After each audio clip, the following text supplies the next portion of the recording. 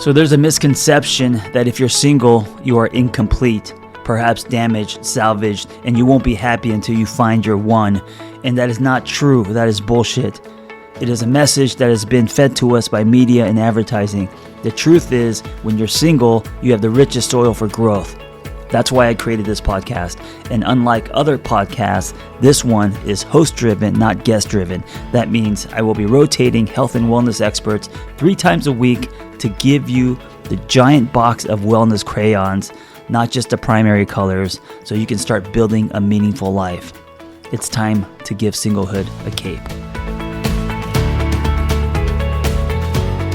So the host of today's episode, I met through Vanessa, my partner.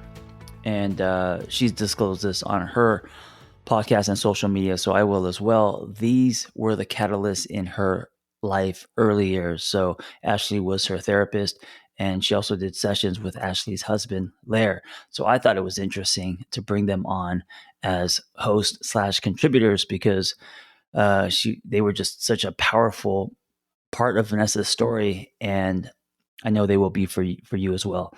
Okay, Lair Torrent is the author of the book, The Practice of Love, Break Old Patterns, Rebuild Trust, and Create a Connection That Lasts. He is a leading marriage family therapist and a mindfulness-based relationship therapist. A daily OM bestselling author and a contributing columnist at Inc.com.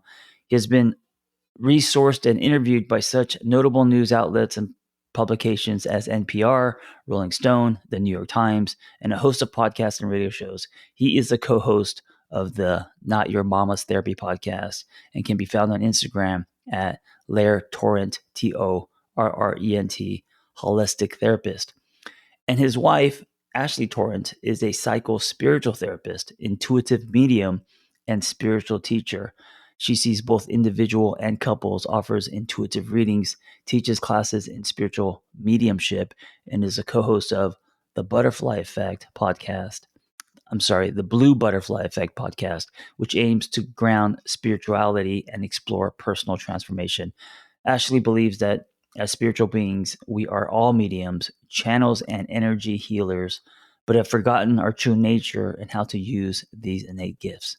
She also believes, based on her personal experience as a complex trauma survivor and practitioner, that true healing occurs when we weave together psychological understanding and spiritual practice.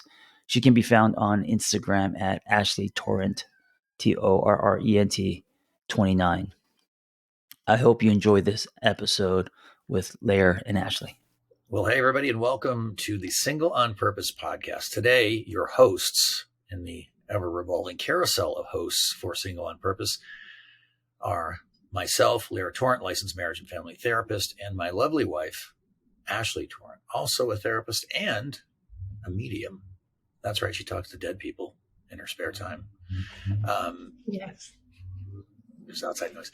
And we are also the hosts of the podcast called The Practice of Love, and you can see the book back there on the wall. Today, what are we talking about, Ash?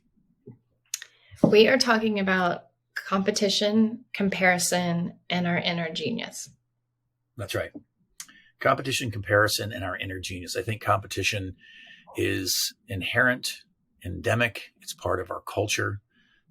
Certainly as a capitalistic culture, we are taught that to compete for everything with everyone is a good.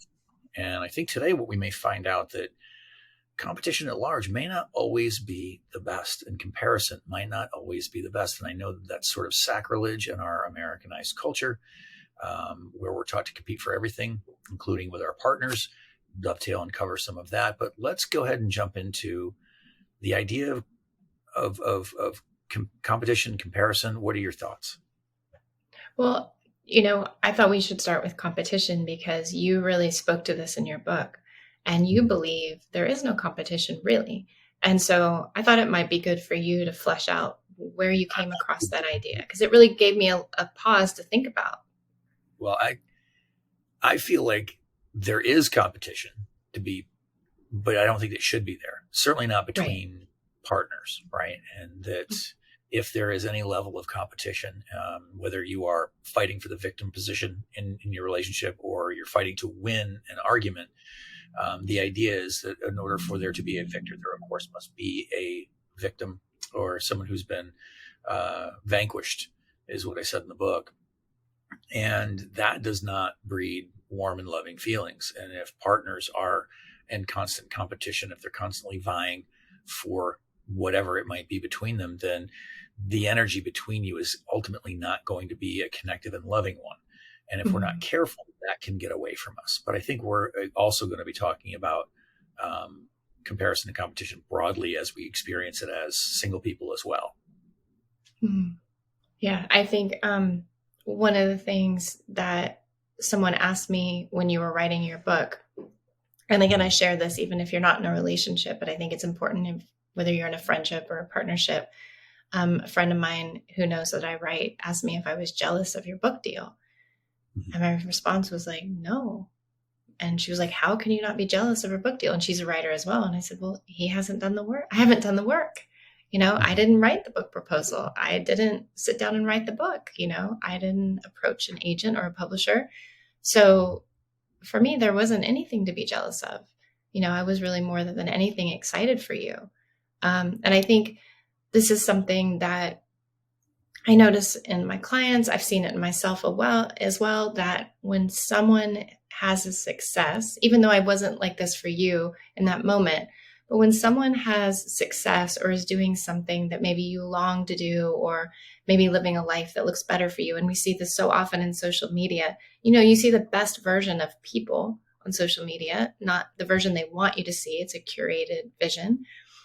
But I think what we automatically often go to is the deficit within ourselves, that we're not enough, we're not doing enough, we're maybe a loser. I mean, I notice so many people go on social media and they come out just feeling so low because they've gone through so many different pictures and posts about other people. And one of the things I think is important to remember, that everything you see creates a feeling in you. And a thought, and thoughts create feelings. So everything you see creates a reaction. And before you know it, you've been scrolling for 15 minutes. Sometimes people go on for an hour. You've ridden a roller coaster of emotions. And I know a lot of people come out of that feeling just discombobulated. Well, I think that doing the social media scroll can, if we're not mindfully going into that social media scroll and looking at what other people say they're doing, again, like you said, probably putting a spit shine on it, that very often what we don't understand is we're building perhaps a narrative. And so I encourage people that if you're going to go in, know what you're going in to get, and that you may come out with not a great feeling about yourself. And you have to be very, very aware of how you interact with social media, or not just social media, but, when you hear of people getting things and doing things that you want to get and do. I think it's human nature to go to that place of deficit and, what about me? And what I think we find is that there is a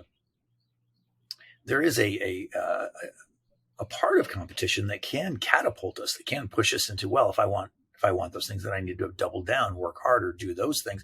And perhaps some of that is good, but by and large, it can be a great motivator. Yeah. But if you fall into or slide over from motivation to maybe taking yourself apart or judging yourself harshly, then that's obviously going to steal so much of that zeal to go and get that thing, and you're going to start forming a narrative about yourself about how you're not enough. Yeah, and you'll collapse under it. I mean, the weight of it can make someone collapse. And, the thing I've learned a lot this year as someone who, and I'm using social media as an example because it's just right at our fingertips. And so many people are on it for many different reasons. But I wasn't on social media till a little over a year ago. And getting into it for my work was shocking. I had dipped in, but me, you were like, I was never on it. No, and I was very peaceful. Yeah, I was so peaceful. You were much more peaceful then. But I got into it for work and wanting to connect with people, and also to promote, classes and things that I was doing.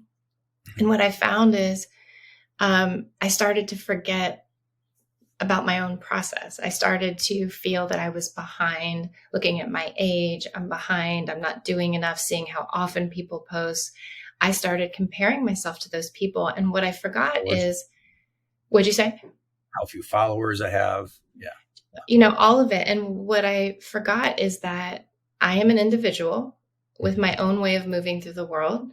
I move at my own pace. I'm very introverted. But during this time, I wasn't taking any of those things into account. I wasn't being compassionate with myself. I was getting kind of caught up in, because I can go into self-criticism very easily. So I wasn't enough. And what I've came to remember a year later was that, like, we're all on our own paths and we have to navigate these things, what feels natural to us. And if it doesn't feel natural to us, then the energy behind whatever we're doing isn't going to be authentic. We're not going to be producing things that feel in line with who we are, and maybe sometimes in integrity. Mm-hmm. So I've really come to appreciate that.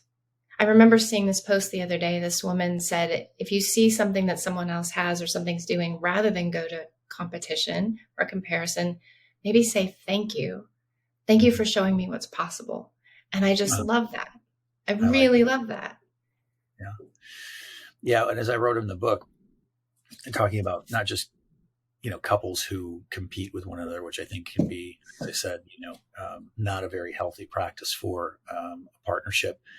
But as we begin to look and quite naturally and compare ourselves to other people. And so I have a lot of, as you know, I have a lot of like Broadway dancers in my practice. I have a lot of performers, and there's a ton of competition within the field of performing. Everyone's sort of trying to outgun. It's a big pissing contest, really. And for those people who come to me who are having a difficult time booking jobs and having a difficult time, in their career, the first thing I ask them is, are you looking to your left and to your right when you're dancing? And I'm like, what do you mean? Are you looking to your left and looking to your right, comparing yourself to the dancer next to you? And they're like, well, of course I am. Why wouldn't I be? Because I am competing again. And sure, an argument can be made that you are actually competing for that job. But what I also tell them is, look, if you are constantly looking at the other person, comparing yourself to them, you may find your excellence, right? You may dance excellently. You may perform in an excellent fashion, but you'll never find your inner genius, right?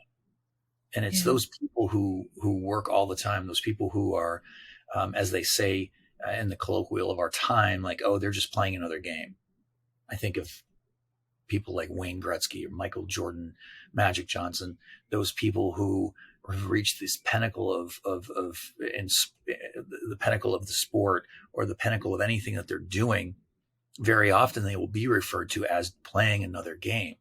And that's because by and large, they've stopped competing with everybody else, and they are actually competing with themselves or trying to be the best version of themselves. And I think that if we are comparing ourselves to other people, we are stealing ourselves of the opportunity to find that inner genius.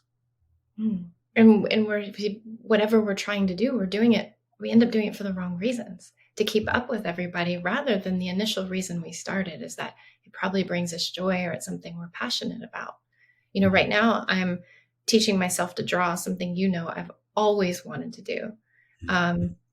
And as I do it, I'm looking at YouTube videos and I'm looking at this woman draw so effortlessly. And I feel so frustrated at times. But what I've learned to come back to, and I'm so grateful that I'm doing it now in this stage of my life, is I know after everything that I've done, whether it was learning to surf or like learning to understand how horses communicate or be a therapist or a medium, I always find my own way. And I have to appreciate that own way, that it's mine. And it won't look like anyone else's. I was even looking at this woman's hand position, how she was drawing flowers. And I was like, but I don't hold my pen like that. So I have to find a way of creating these beautiful flower doodles, but holding the pen the way I hold it, not trying to match her movement. Well, you bring up kind of an interesting point for me, and that is that, and maybe it's just for me, that when I find myself in competition with someone, it's like in my zeal to vanquish or to be better than, I cease to learn from them. Right. And everyone can be a mirror, a guru, a teacher on the road of life in whatever area you are operating in. But the moment I start, and I don't know if this is true for you, but the moment I start comparing myself and I want to win, whatever that means, do better than, there is that part of me that I'm not particularly proud of. I know that I stop allowing that person to teach me. And I think everyone has something that they can show you. And so, this also plays into our ego. Mm-hmm. And vanquishing the ego and pulling ego out allows us to stop, look at what that person is doing and go, let's take a look at how they got there. Maybe there's something I can actually learn from them. But if I'm not doing that, I'm not learning anything from them because I'm solely focused on the end result and not the journey to get there. Well, that's such a good point. It's finding your own way of doing it, but also learning what you can from the person who knows how to do that. Mm-hmm. Like, just this woman's attitude as she's drawing is she's just in flow and she's like easy peasy basically, and using this just flowery language. And I'm listening to her and it's her energy about doing this thing that's so at ease. And it reminds me to be at ease, reminds me to go with the flow. And that's what I want to learn from her.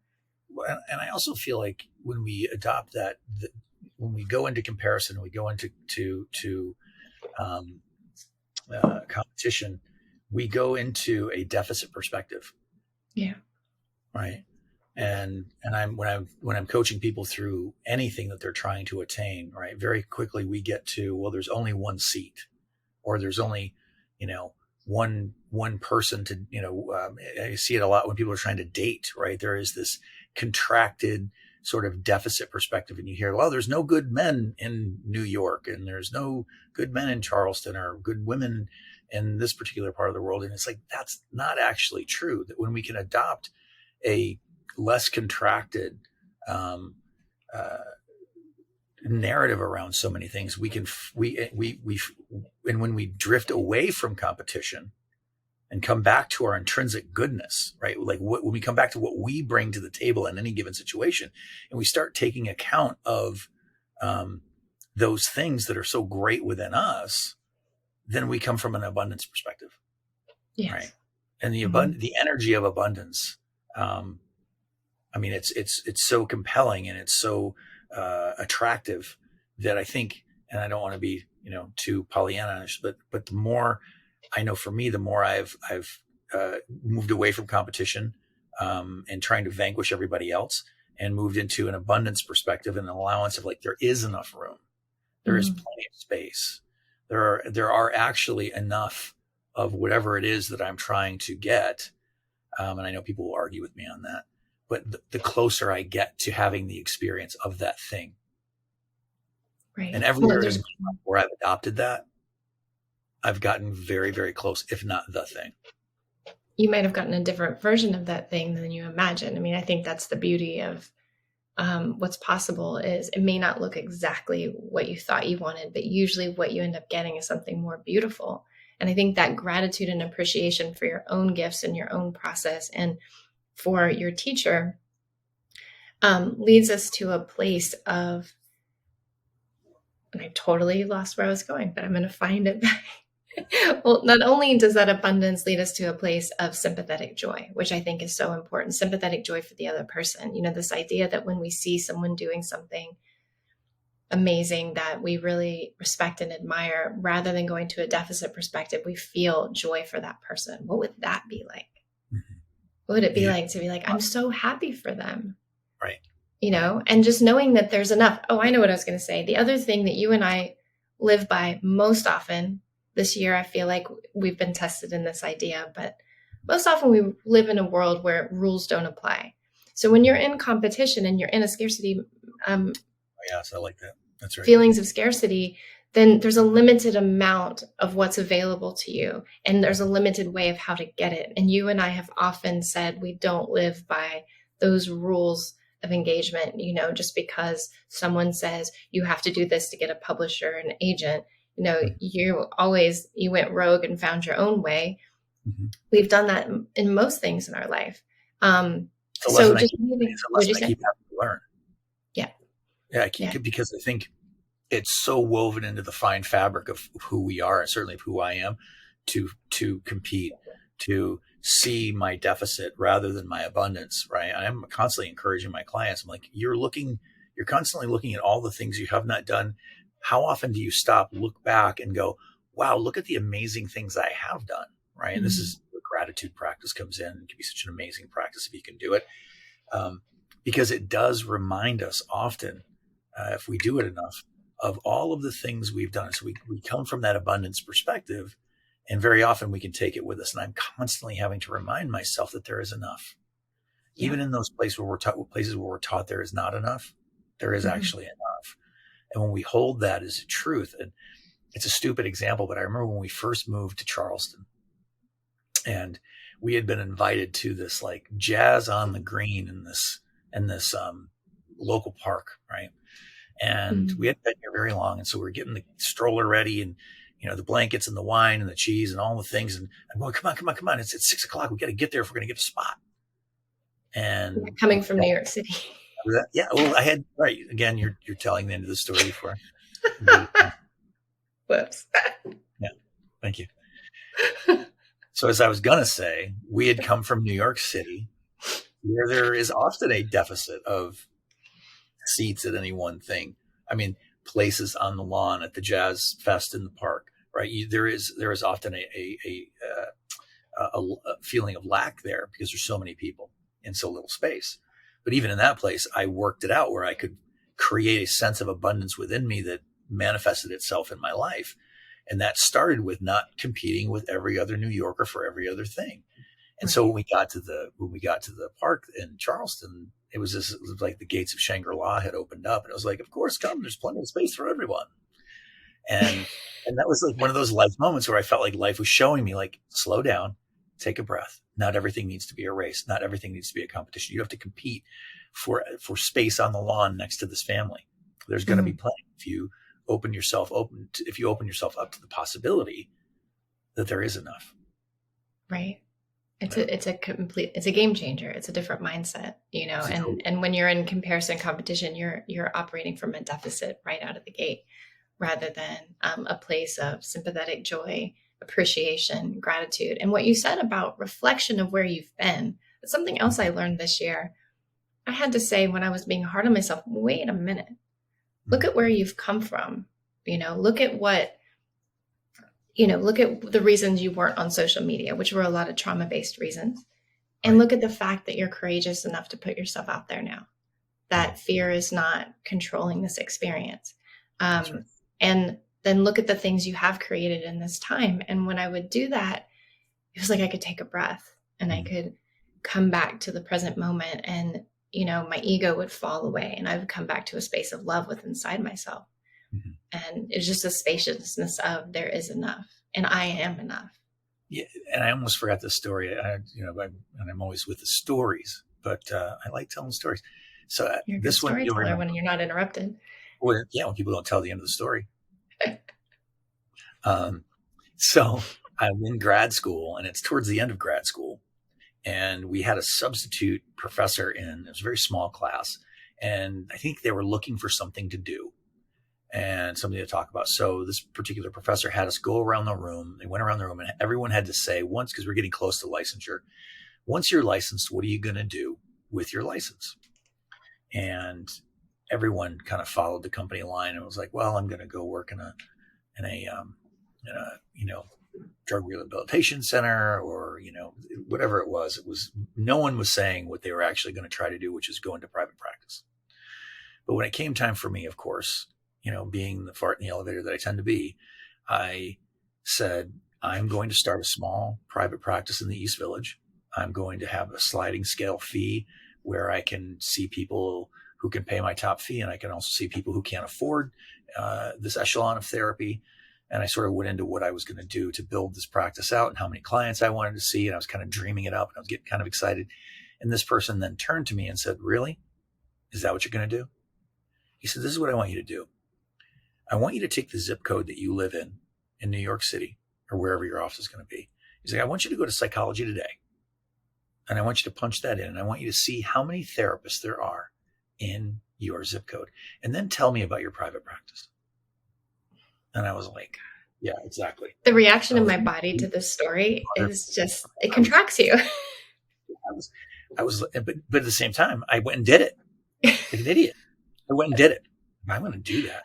Thousands of people at the time we started our practice in the East Village, thousands of therapists. Thousands of them, right? We're not joking. Thousands. Like around the corner, down the street, in the building next door. Be truthful. New Yorkers have therapists like most people have winter coats, right? You've got at least one. Yeah. And so I started to sweat. Like I started to sweat profusely. Like I was like, oh my God, what have I done? Right? Mm-hmm. I've gotten us in this debt. I've spent all this time, all this energy, all this money. And there's a very good chance based on this schmoes, challenge to me that this isn't going to work. Right. And then I took a breath. I stepped back. I was like, okay, this is his narrative. This is his story, right? He's doing what he's doing because perhaps his private practice didn't work for him. Right. And I can't adopt that narrative. And so I did this thing. I was like, I'm just going to lean back. I lean back into my goodness, right? That's the way I described it when I talk about it to my clients. It's this experience, right? I lean back into what I knew about myself as a clinician and the thing the goodness that I wanted to create in the world, which was full of abundance and was not full of his contracted nature at all. No. Right. And I went forth from that space of abundance and of not competing. I'm not competing with this person because I thought to myself, listen, if you and I are selling ball bearings on the same strip mall, right, we'd be selling the same exact ball bearings, but we're selling them in a very, very different fashion. Mm-hmm.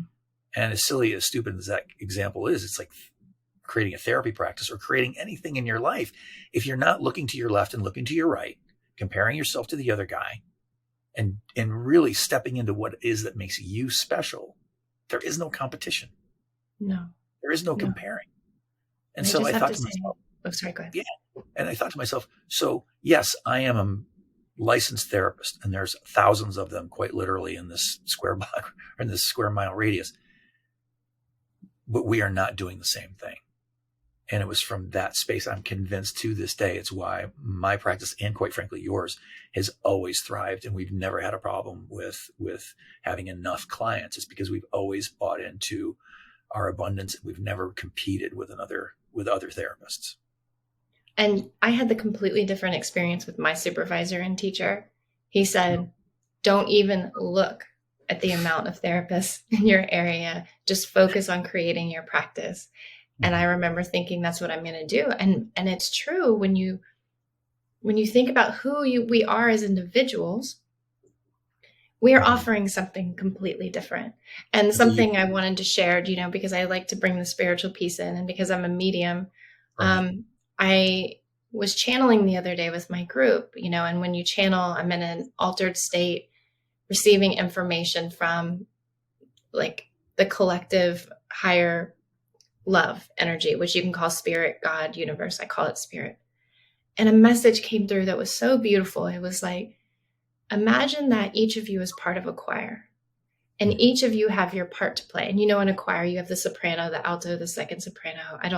I was in a female choir, so I don't remember all the male parts and all the other person's parts. Points made. We got it. But I remember I was an alto. And so I had what'd you say?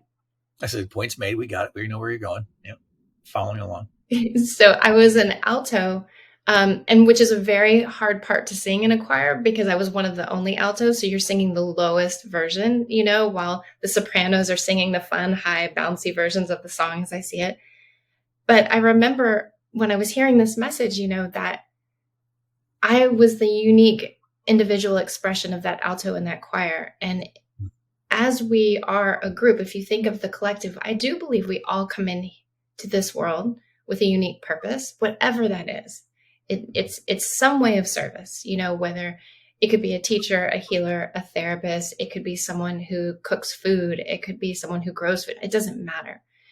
The point being is that when we're trying to step out of that unique purpose and be something other than we're not playing that role that harmonizes with the collective. And so the message is that playing your role and being in integrity and in alignment with your soul, living through that purpose, you learn to harmonize with the collective to create this beautiful experience. And so as an alto, I couldn't compare myself to a second soprano because I can't sing second soprano very well. Right. But I had to appreciate my alto version. And so what I'm saying is I'm really learning to appreciate, like we did when we were building our practice, what it is we have to offer. That's special, something that you have to offer. Yeah. Yet as you're saying that, it makes me think to myself, like, we get further and further away from our soul's purpose the more we compare and try and vanquish the other. I think that, like, I'm not saying you can't have a spirited game of Scrabble, but there is something to the idea that in order for there to be a victor, there must be the vanquished, and that if we are comparing ourselves too much, then, as you're saying in this particular example, I think it's like it does take us further and further away from our soul's path, and that's a big deal if you think about it like that. That we are here on a unique journey, trying to put our unique thumbprint on whatever it is that we're doing. And it's important to make sure that we not only find our excellence in that, and maybe competition takes us a little ways there, but our inner genius only comes through dropping into ourselves and figuring out what our unique purpose is and coming from that abundant place. And so, in keeping with how we tend to end our podcasts of the practice of love, how do the practices dovetail into this? What are your thoughts? Mindfulness, for sure. It's being aware of when you've slipped into suffering or slipped in listening to the ego, comparing. Competition, like you said, it could be a great motivator, but when it's slipped in wishing, like ill will, or that person wishing they weren't doing as well, or being angry at them, or even gutting yourself because you're not good enough, mindfully watching, like, can you be in a space of noticing without going too far into suffering? So mindfulness brings us back to, okay, I'm a unique individual, an expression. How do I want to use what I have? How do I want to be on my path? At what pace do I want to move on? Mindfulness keeps us in alignment. That's right. I think parts, like looking at what part of it shows up, right? And is it a part of us is like our inner critic that criticizes others and maybe criticizes ourselves. If we show up in a part of us that feels not enough, that can be a really important thing to look at, and to try and find our most authentic side of self, the side of us that can see our gifts and look at our abundance and not come from that contracted side of things. But also looking at the narrative, like, what's the story you're telling about yourself? Right? Are you telling a story of less than? I'm not enough. I can't do that. If I bought into that professor's narrative about being a therapist, maybe I'd be teaching someplace. Not that there's anything wrong with that. It just wasn't my dream. And it obviously wasn't his. But I almost adopted his narrative and said, so your point to mindfulness, being aware of the part of us that shows up to whatever it is that we're trying to do, or trying to create, trying to attain, is that a part that's judgy? And what's the story we're telling about ourselves in that space?